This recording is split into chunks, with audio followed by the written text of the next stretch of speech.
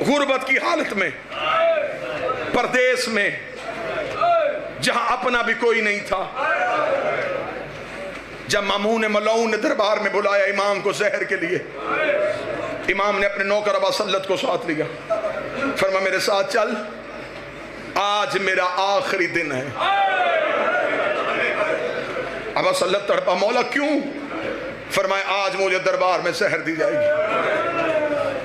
इतना कहना था, अबा सल्लत ने कलाई पकड़ के कहा जब खबर है फिर जा क्यों रहा है? इमाम ने फरमाया नहीं, शहादत हमारा विरसा है, मुझे दरबार में जाना है। इमाम ने कहा हाँ अबा सल्लत मैं तुझे निशानी बताऊं, जाऊंगा मैं तन्हा, वापसी पे अगर मेरा अमामा चादर बन के मेरे सर पे हुआ तो समझ लेना तेरे इमाम को जहर मिल गई। अबा सल्लत हरवी खुद रवायत करता, वो कहता जब दरबार का दरवाजा आया ना, अबा सल्लत कहता मैंने आखिरी बार रजा का चेहरा देखा। इमाम रजा ने आखिरी बार यूं मेरी तरफ देखा। अबा सल्लत कदमों पे हाथ रखे कहता बहने गरीब ना कर, मौला तेरी बहने परदेश में है, मौला मिन्नत कर नौकर पे अभी यहीं से वापस चले चल, आ मैं तुझे मदीने छोड़ के आऊं। इतना कहना था, इमाम ने फरमाया अबा सल्लत में तेरी जन्नत का सामान, तूने अपने वक्त के इमाम का ख्याल रखा। अबा सल्लत कहता इमाम दरबार में चले गए, मैं दरबार के दरवाजे पे बैठ के रोता रहा, रो रो के कहता आए फातिमा ज़हरा मदद कर, तेरा बेटा गरीब हो के तन्हा दरबार में गया है।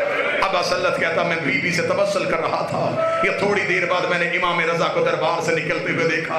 अबा सल्लत कहता मैंने चेहरे पे मातम करना शुरू कर दिया, क्योंकि इमाम का अमामा खुल के चादर बन के इमाम के सर पे था। अबा सल्लत कहता काश वो दिन देखने से पहले मैं मर जाता, मैंने जमाने में बहुत बहुत लोगों को जहर के बाद जीते हुए देखा है। उसे कहा मैंने देखा है अभी जहर मिली, थोड़ी देर के बाद दरबार से बाहर निकला, जहां से रजा पांव उठा रहा था जमीन से खून आ रहा था। जहर इतनी शदीद थी ज़हरा के बेटे के पांव के तलवे फट गए। आज रोको, मैं आज रोको।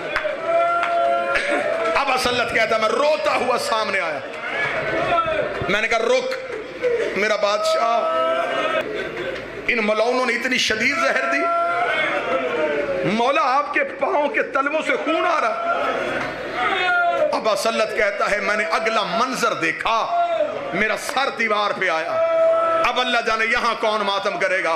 अबा सल्लत कहता मैंने इमाम के पांव रोके थे या इमाम ने आंखों से पर्दा हटाया।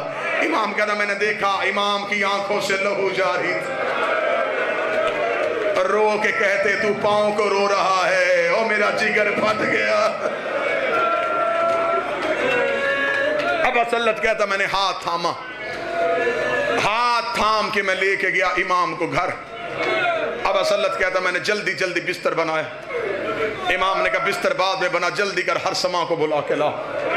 अबा सल्लत कहता मैं हरसमा मौला का नौकर, मौला का खास सहाबी, जैसे अली को अबू ज़र कंबर से प्यार था ऐसे रजा को अबा सल्लत और हरसमा से प्यार।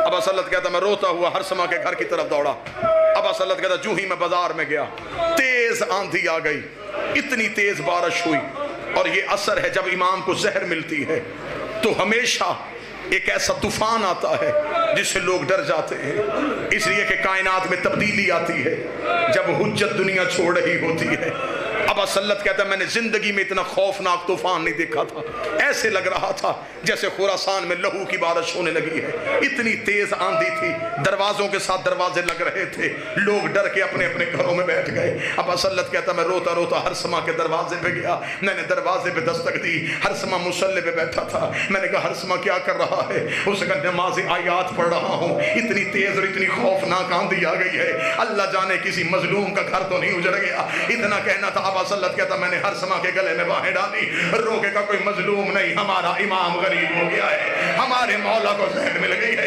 अबा सल्लत कहता बाजार में इधर से मैं रो रहा था, इधर से हरसमा रो रहा था। अबा सल्लत कहता मैं कभी हरसमा को पकड़ता था, कभी हरसमा मुझे पकड़ता था, हम एक दूसरे को सहारा देते देते जब इमाम रजा के घर गए, अबा सल्लत कहता मैंने दरवाजा खोला, मैंने इमाम को बिस्तर पे ना पाया। मैंने हरसमा से कहा मैं तो अभी मौला को बिस्तर पे छोड़ के गया था। वो कहते जल्दी جلدی ہم نے چراغ روشن کیا، ہم نے دیکھا رضا زمین پہ ایسے تڑپ رہا ہے جیسے مچھلی بغیر پانی کے تڑپتی ہے۔ ابا سلت کہتا میں نے قدموں پہ ہاتھ رکھا، ہاتھ رکھ کے کہا مولا زہر کا اثر زیادہ تو نہیں؟ امام رو کے کر کے مجھے بتا تجھے آنے میں دیر کیوں ہوئی ہے؟